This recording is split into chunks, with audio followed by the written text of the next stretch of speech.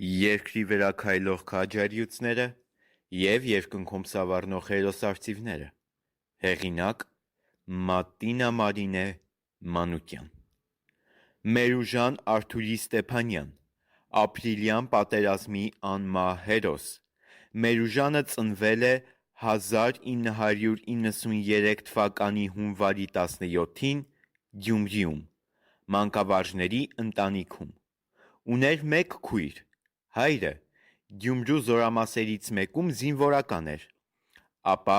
2009 թվականից մի կարճ ժամանակ աշխատել է Վազգեն Սարգսյանի անվան ռազմական ինստիտուտում,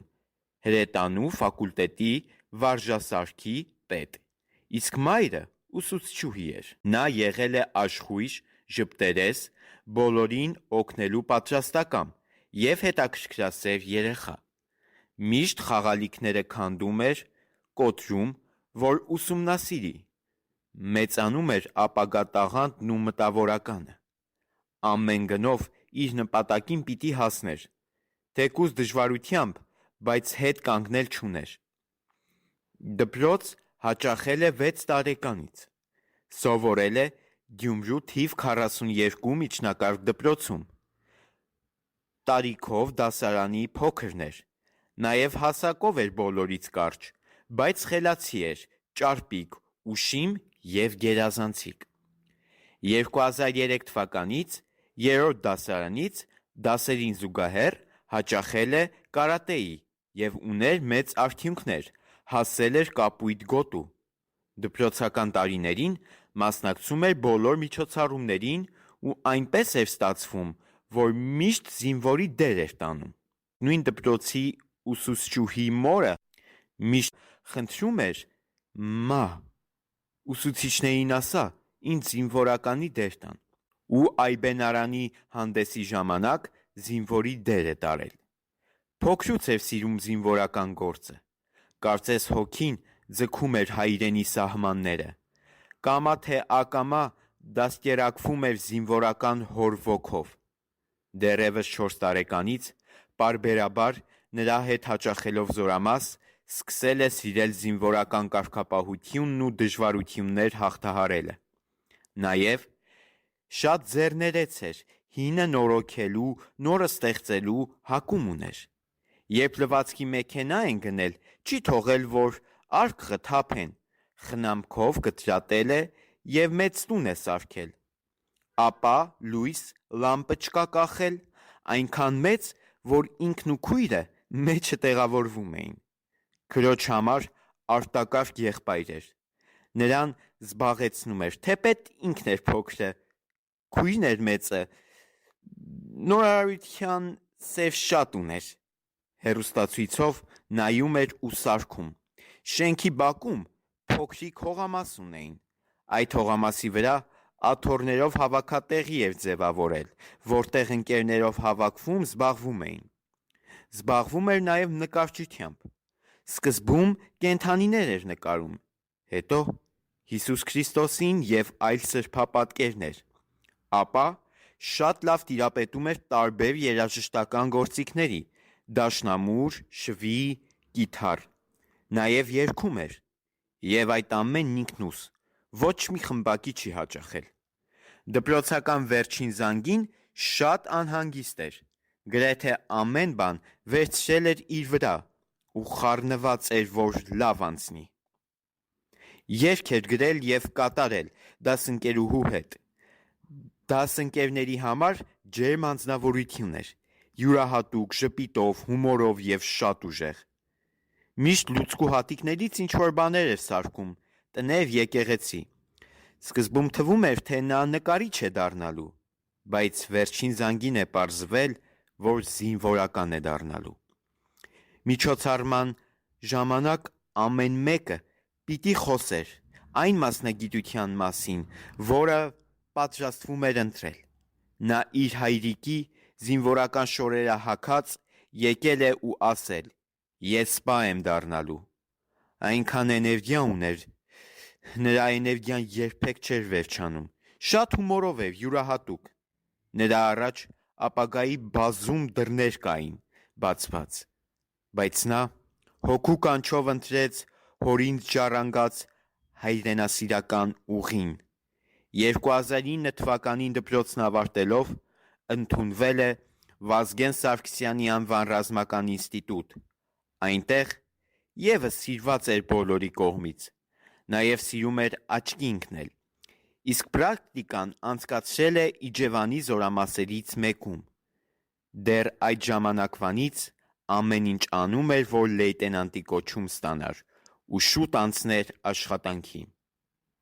2013 թվականին ինստիտուտն ավարտելով աշխատանքի է անցել Արցախում, Թալիշի Էն զորամասում, որպես մոտոհրաձգային դասակի հրամանատար։ Հմտանալով իր գործում 2 տարի անց դարձել է հետախուզության դասակի հրամանատար, հետախուզության պետ և ստացել ավագ լեյտենանտի կոչում։ Սիրում էր ծնունդը, միշտ ընտանիքի հետ նշել, իսկ երբ տեղափոխվեց Արցախ, այն իր զինվորների հետ էր նշում։ Տղաները նույնիսկ նրա համար տորթ էին պատրաստում։ Սիրում էին նրան, ինքն էլ անչափ բարի ու հոգատար էր։ Շատ հարգված էր բոլորի կողմից։ Հրամանատարության կողմից իր առջև դրված խնդիրները կատարում էր հմտորեն։ Բազմիցս է դիվերսիաներ հետ մղել։ Հենց արձակուրդ էր գալիս, ասում էր. «Կարոտում եմ Թալիշից, իմ երեխաներին»։ Զինվորներին իր երեխաներն էր համարում։ Նրանց հետ ընկերաբար էր վերաբերվում։ Նաև ադրբեջաներեն էր սովորում։ Մի օր մայրը հարցրել է, թե ինչու է սովորում։ Նա պատասխանել է. «Մա, թշնամուդ լեզուն էլ պիտի իմանաս, որ հարկ եղած դեպքում հասկանաս ինչ են խոսում, որ պաշտպանվել կարողանաս»։ Եվ այո, նա իրեն հատուկ հմտությամբ կարողացավ իր հրամանատարության տակ գտնվող 9 տղաների հետ 14 ժամ դիմակայել նենգ թշնամուն, բայց ցավոք ընկավ իր տղաներից 3-ի՝ դիպուկահար Աղասի Ասատրյանի, գնդացրորդ Ռաֆիկ Հակոբյանի և շարքային Վիկտոր Յուզիխովիչի հետ։ Նա հարսնացու ուներ, բխրուն ու գեղեցկուհի Զառան, կարծես Մոմակերտ լիներ։ Շուշիից էր, նշանադրվել էին 2015 թվականի դեկտեմբերի 5-ին և պատրաստվում էին ամուսնանալ 2016 թվականի ամռանը։ 2016 թվականի ամռանը ամուսնանալ հիանալի է, ավելին հրաշալի է, գեղեցիկ սպասումներ, հաճելի երազանքներ։ Այո, երազանքներ, որոնք այդպես էլ չիրականացան։ Ապրիլի 1-ի գիշերը, լույս 2-ի առավոտյան, երբ հակառակորդը հարձակում է գործել, մեր ուժանն իր դասակով ձեռնամուխ է եղել իրեն վստահված դիրքի պաշտպանությանը։ Հակառակորդի հատուկ ջոկատայինների բոլոր գրոհները անձնակազմի հետ հաջողությամբ հետ է մղել, կասեցրել թշնամու լայնածավալ հարձակումը, մարտը հմտորեն կազմակերպել ու ղեկավարել, ոչնչացնելով նրանց բազմաթիվ գրոհայինների։ Միայն ինքը ոչնչացրել է 20 գրոհայինի, իսկ ընդհանուր բոլոր տղաներով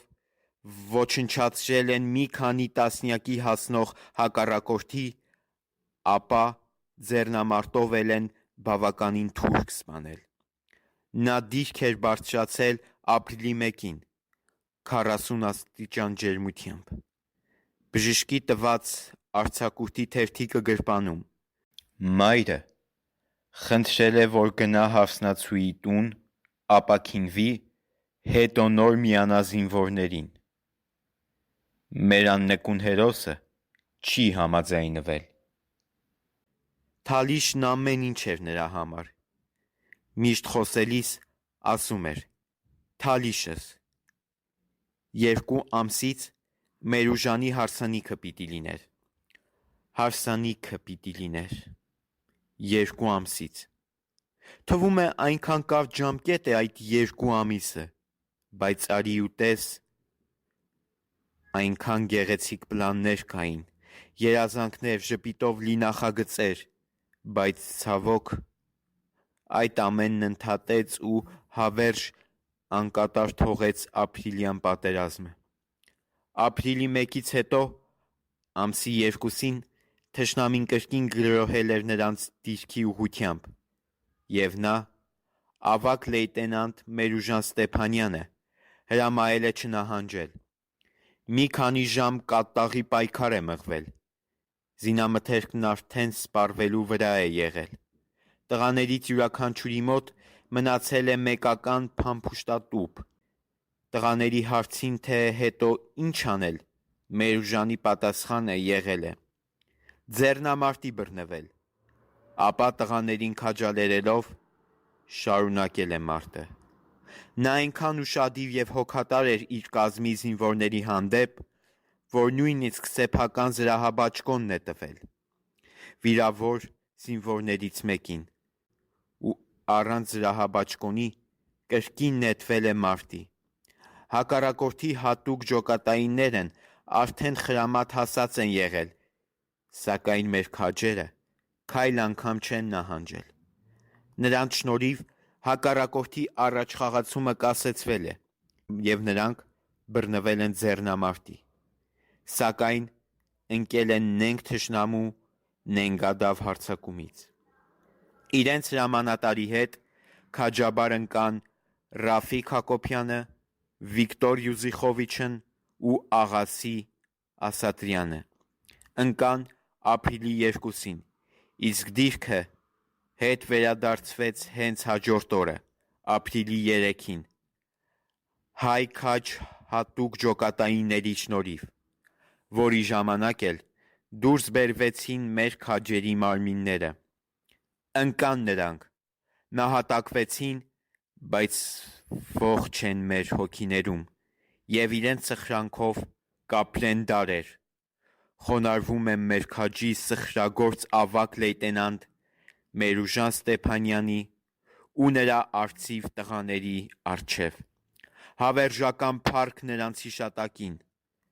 Նրանց առաջ պատիվ ունեմ։ Մեր հերոսը տուն է զանգել ապրիլի 2-ի առավոտյան, ժամը 9:30-ին։ Ավագ լեյտենանտն ասել է, որ իր ու իր տղաների հետ ամեն ինչ լավ է, և մորը խնդրել է գնալ եկեղեցի, մոմ վառել իր ու իր զինակիցների համար։ Շատ բարձր տրամադրությամբ ասել է. «Մա, ես քեզ այսքան ժամանակ չեմ խաբել, այսօր էլ չեմ խաբի, հավատա ինձ, այն ինչի մասին լսել, անհանգստացել եք, ընդամենը դիվերսիա էր, հետ ենք մղել, հիմա ուղղակի հանգստանալու ժամ է, գնում ենք հանգստանալու»։ Ապա հարցրել է. «Մա, ի՞նչ ես անում»։ Մայրն ասել է, որ տանն է, ինքն էլ թե մի բան պիտի խնդրեմ, արագ հասի եկեղեցի և մոմ վառի, որ ես ու իմ տղերքը անփորձանք լինենք։ Մայրն անմիջապես գնացել է, մոմերը վառել է, և արդեն համոզված է եղել, որ Աստված կողքին է ու ոչ մի բան չի պատահի որդուն։ Բայց ցավոք, նա նույն հեռախոսազրույցի ժամանակ մորը նաև հանգստացրել է. «Մամա, ամբողջ գիշեր նորմալ է եղել, անհանգստանալու բան չկա, հանգիստ եղի, ես կքնեմ, կարթնանամ ու նորից կզանգեմ»։ Մայրը, հերոսացին տիկին Նունեն, հավատացել է տղային։ Նա միշտ էր հավատում իր որդուն, որովհետև վերջինս միշտ իր խոսքի տերն էր։ Այդ օրն էլ է հավատացել, բայց այդ հավատը անհանգստության է վերածվել, անհամբեր է դարձել տիկին Նունեն։ Անընդհատ սպասել է որդու զանգերին, բայց այդ զանգերն այդպես էլ չեն հնչել։ Եվ երկար ժամանակ ծնողները սպասում էին ենթագիտակցորեն, հուզված պատմում է հերոսացին մայրը։ Արդեն ցերեկը ժամը 5:20 պակաս էր։ Զանգեցի, ու երբ ձայնը լսեցի, անկախ ինձանից սկսեցի լացել։ Բայց մեր ուժս ջղային տոնով ասաց. «Էլ չզանգես, դու քեզ լավ նայի», ու այդ պահին ինքը հուզվեց ու ասաց. «Անջատի մա»։ Բայց ես չէի ուզում անջատել հեռախոսը, ինքն անջատեց։ Որ անջատեց, ես սկսեցի հաղորդագրություններ գրել, որոնք այդպես էլ անպատասխան մնացին։ Տիկին Նունեի վատ կանխազգացումը որդու հետ խոսելուց հետո էլ չի մեղմացել, ու նա սկսել է ձեռքի տակ եղած հնարավոր բոլոր հեռախոսահամարներով զանգել ինչ-որ մեկից ինչ-որ բան ճշտելու։ Ապրիլի 3-ին,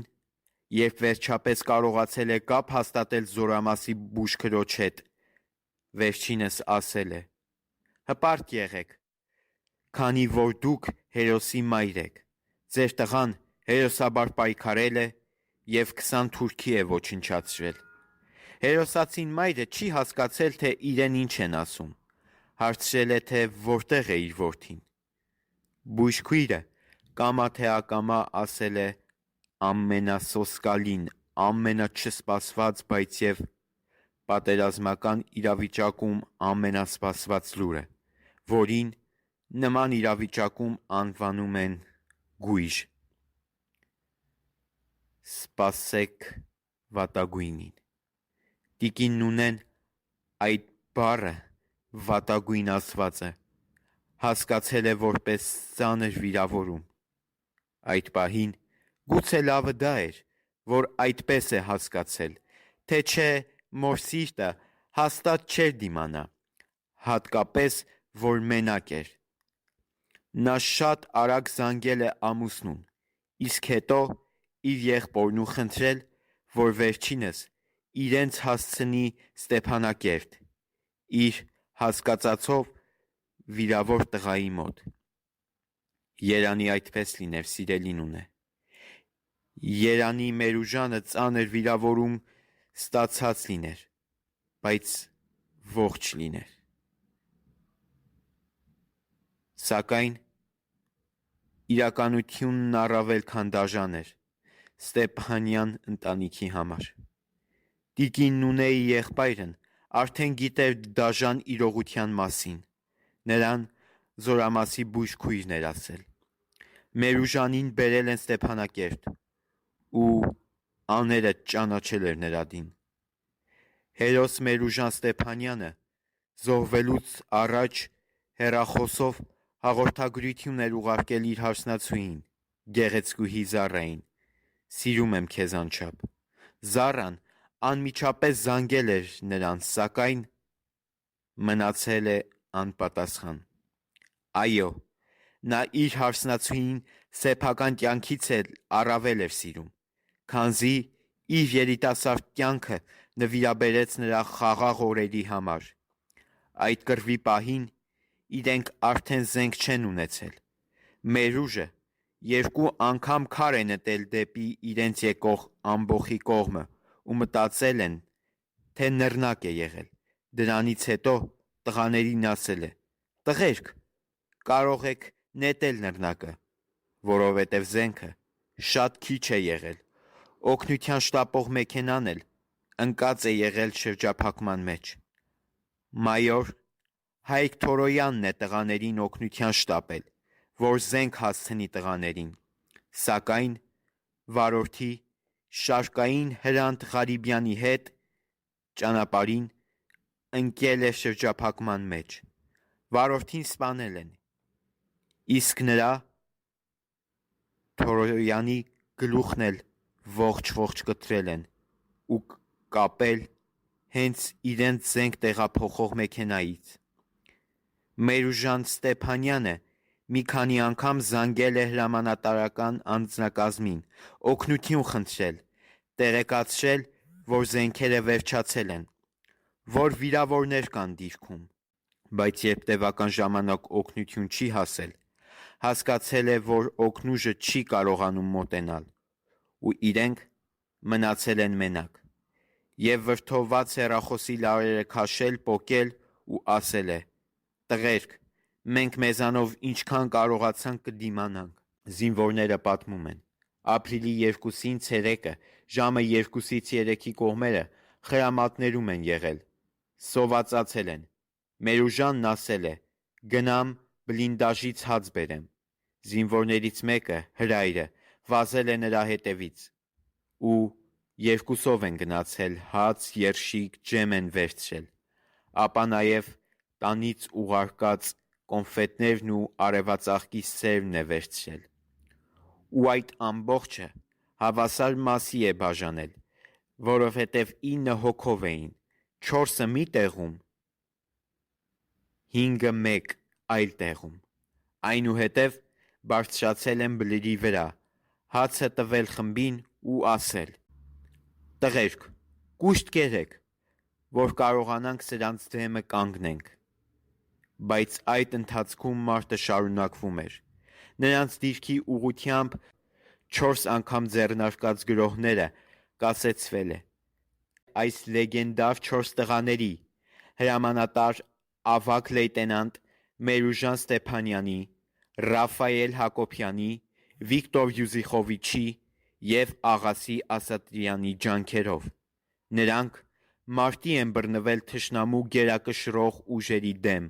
անհավասար մարտում ոչնչացրել բազմաթիվ հատուկ պատրաստված ստորաբաժանումների, ցուցաբերել են անօրինակ սխրանք, դիրքը չեն լքել նույնիսկ փամփուշտների վերջանալուց հետո ու ձեռնամարտի են բռնվել թշնամու գերազանցող ուժերի հետ, 4-ն էլ քաջ ու պատրաստված հետախույզներ էին, ովքեր գիտակցված անվարան պայքար են մղել թշնամու դեմ, որոնք բազմաթիվ անգամ ավելի շատ էին, 14 ժամ կռիվ մղել թշնամու դեմ, դա միմիայն հերոսություն է, տղաներից յուրաքանչյուրի մոտ ընդամենը մի քանի փամփուշտ է մնացած եղել, իսկ իրենց զինամթերք հասցնող մեքենան ընկել է շրջափակման մեջ, ապա փամփուշտներն ամբողջովին վերջացել են, ահա այստեղ է, որ մեր քաջերն իրենց չկորցնելով, վայրկյան անգամ չեն մտածել նահանջի մասին, այլ դասակի հրամանատար Մերուժան Ստեփանյանի որոշմամբ ու իրենց սեփական կամքով բռնվել են ձեռնամարտի, տղաներ, պատրաստվեք, ձեռնամարտի, ասել է խրոխտ և վրեժով լցված հրամանատար Ստեփանյանը, պատրաստ ենք, պատասխանել են նրա քաջ մարտիկները, և մենամարտել են ազերիների հետ արիաբար, հակառակորդը սկզբում անհաջողության է մատնվել, բայց կատաղած նորից է գրոհայիների ուղարկել մարտի, այս անգամ դիրքը հայտնվել է շրջափակման մեջ, և տղաները ընկել են քաջաբար մարտ մղելով, Մերուժանին զորամասում զվոդնի էին ասում, պատմում է զինվորներից մեկը, հրայրը, մոտեցա Մերուժին, ասացի զվոդնի, դիրքում մնացել ենք 2-ով, տղաներից վիրավորներ ունենք, կան նաև զոհեր, զոհված տղաներից մեկի ավտոմատը վերցրեց, կանգնեց բլրի վրա և իր ու այդ ավտոմատներով սկսեց միաժամանակ կրակել, շատերին սպանեց, բարձր գոռալով հայհոյում ու կրակում էր, ես ծանր վիրավոր էի ու ոչինչ անել չէի կարող, բայց տեսա, որ հետևից խփեցին նրա գլխին, ընկավ ու ասաց, հրայր, ինձ հասցրու անի պոստ, բայց չկարողացա դա անել, չհասցրեցի, արդեն զոհվել էր, նա այդ դիրքի վերջին զոհն էր, զոհվել է ապրիլի 2-ին ժամը 17:00-ին, ավագ լեյտենանտ Մերուժան Ստեփանյանն ընկավ, հավերժացավ հանուն ողջ ազգի, փառք ու խոնարհում նրա նման բացառիկ հրամանատարին և իր քաջ ընկերներին, Զոհվելուց հետո մոր տիկին Նունեի երազին եկել է ու ասել. «Մա, չմտածես, ես անպայման հետ կգամ»։ Անպայման։ Իմ փոխարեն ուրիշ մարդ են բերել, սխալվել են։ Ես հետ կգամ, մենակ մի բան եմ խնդրում, որ քո տխրությունն ու քո սուգը ոչ մեկի չպատմես։ Ու դրանից մի քանի օր հետո մեր հերոսի քույրը Մանիկը տղա է ունեցել և անունը դրել են Մերուժան։ Շատ զուգադիպություններ ու նմանություններ կան երկու Մերուժանների միջև։ Հերոս որդու զոհվելուց հետո տիկին Նունեն փորձում է հետևել երազում որդուն տված խոստմանը և վշտից մարած աչքերի խորքում խամրած ու դժգույն ժպիտ է թրթռում։ Մեր քաջն իր հարսնացուի Զառայի համար տնակ էր պատրաստել ու խաչ։ Այդ տնակում հիմա էլ է լույս վառվում։ Այդ տնակի մտահաղացումը ծնվել էր իրական տուն ունենալու գաղափարից։ Երբ ինքն աշխատանքի բերումով թալիշում էր, հարսնացուի հետ որոշել էին ամուսնությունից հետո մի փոքր տուն վերցնեն, ծնողներն էլ տեղափոխվեն այնտեղ ու բոլորով միասին ապրեն։ Ինքն էլ զորամաս գնա աշխատանքի, բարձրանա դիրքեր, գա։ Ասում են շատ աղջիկներ չէին համաձայնվում մնալ թալիշում, բայց գեղեցկուհի Զառայի համար կարևորը տեղանքը չէր, ապրելու վայրը չէր, այլ այն, որ սիրած էակի հետ նրա կողքին լիներ։ Երբ Զառան համաձայնվել է, Մերուժանը շատ է ուրախացել։ Դպրոցական տարիներից մի դեպք կա ժպտեցնող և հիշվող։ Պատմության ուսուցիչը գրեթե ամեն օր մորը բողոքել է Մերուժանից, թե չար է, դասերի ժամին աղջիկների հետ է խոսում, դասը խանգարում և այլն։ Մայրն էլ մի օր այդ անվերջանալի բողոքներից հոգնած պատմել է ամուսնուն։ Հայրն էլ զայրանալով ապտակել է Մերուժանին։ Հաջորդ օրը, երբ իր սովորության համաձայն այդ ուսուցիչն էլի մոտեցել է մորը, որ հերթական անգամ բողոքի գիրքը բացի, մայրն ասել է. «Ես ու Մերուժանի հայրը բաժանվել ենք, երեխաները նրա մոտ են, նրան ասեք ձեր բողոքները»։ Այդ ուսուցիչը ներողություն է խնդրել և հեռացել է։ Իսկ մեր սիրելի Մերուժանն այդ փաստը մեկ-մեկ օգտագործել է մոր դեմ, երբ բուֆետի համար փող էր ուզում, չսպասելով մոր պատասխանին կտա թե չէ, հետևից վրա էր տալիս։ Եթե չտաս, կգնամ ընկեր Ասատրյանին կասեմ քո ստի մասին։ Մայրը թախծոտ ժպիտով կարծես բացատրում ու արդարանում է։ Դե առանց այն էլ տալու էի, բայց իրեն թվում էր իր ասածից վախեցած եմ գումարը տալիս։ Հերոս Մերուժանը խոստացել էր վերադառնալ 14 օրից, սակայն հավերժ մնաց իր սիրած թալիշում։ Պատմում է 20-ամյա ժամկետային զինծառայող Հրայր Բաղդասարյանը։ Հարձակվեցին ծանր զենքերով։ Ապրիլի 1-ի լույս 2-ի գիշերը տեսասարքի էկրանին դեպի մեր դիրքեր շարժվող մարդիկ երևացին։ Դիրքավորվեցինք, սկսեցին կրակել, նրանք փախան, մարտադաշտում թողնելով 3 դիակ։ Հանկարծ լսելի եղավ մեր հրամանատարի ձայնը. «Տղերք ջան, դուխով, էս է, դրանց հետ ենք շպրտելու,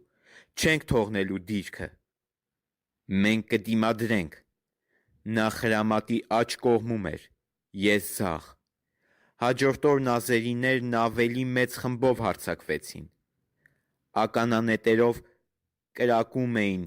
«Մենք մինչև վերջ պայքարել ենք»։ Դիրքում 9 հոգով էինք, 4-ը ցավոք զոհվեցին։ Նրանք էին դասակի հրամանատար ավագ լեյտենանտ Մերուժան Ստեփանյանը, զինծառայողներ Ռաֆիկ Հակոբյանը, Աղասի Ասատրյանն ու Վիկտոր Յուզիխովիչը։ Ես ծանր վիրավորվեցի։ Չէի կարողանում քայլել, գլորվելով իջաձորն ու սկսեցի սողալով առաջանալ հարևան դիրքի մոտ մի զինվոր մի սպա օգնության հասան։ Մեր հերոսի հրամանատարը նրա ծնողներին ասել էր. «Մեր ուժան ծնվում են դարը մեկ»։ Մինչև 2023 թվականի Արցախի բռնազավթումը նրանց լեգենդար դիրքը կոչվում էր մեր քաջի անունով։ Միայն նրանց դիրքն է, որ ձեռնամարտի է բռնվել ու այդ կերպ հակառակորդին շատ զոհեր պատճառել։ Պաշտպանության նախարար Սեյրան Օհանյանը մեր անվեհեր քաջին անվանել է սույն դիրքի հզոր տղա։ Նրա հարսնացուն Զարան արցունքների միջից մի բան հիշեց ու պատմեց. «Դեպքի նախորդող գիշերը երազ տեսա։ Մեր ուժի հետ քայլում էինք ինչ-որ ուղիղ ճանապարհով։ Նրա գլխին պսակադրության ժամանակ դրվող թագ կար։ Իր ձեռքով հանեց, դրեց իմ գլխին և զրուցելով շարունակեցինք ճանապարհը։ Ձեռքին տոպրակ կար, մեջը լավաշ, ինքը տոպրակի բերանը բացել էր։ Ես միջից հացը հանում, տալիս էի մի ծեր մարդու։ Մեկ էլ ինքը թե բավական է Զառա, իմ համար էլ պահի։ Ապա ասաց. «Զար, գիտես, բժշկի գնացի, հարցրեցի, թե ինչ ասաց բժիշկը։ Նա պատասխանեց. բժիշկն ասաց, որ վաղը քեզ հողը կդնեն, դու էլ չես լինի։ Հարցրեցի, ինչու է նման բան ասել։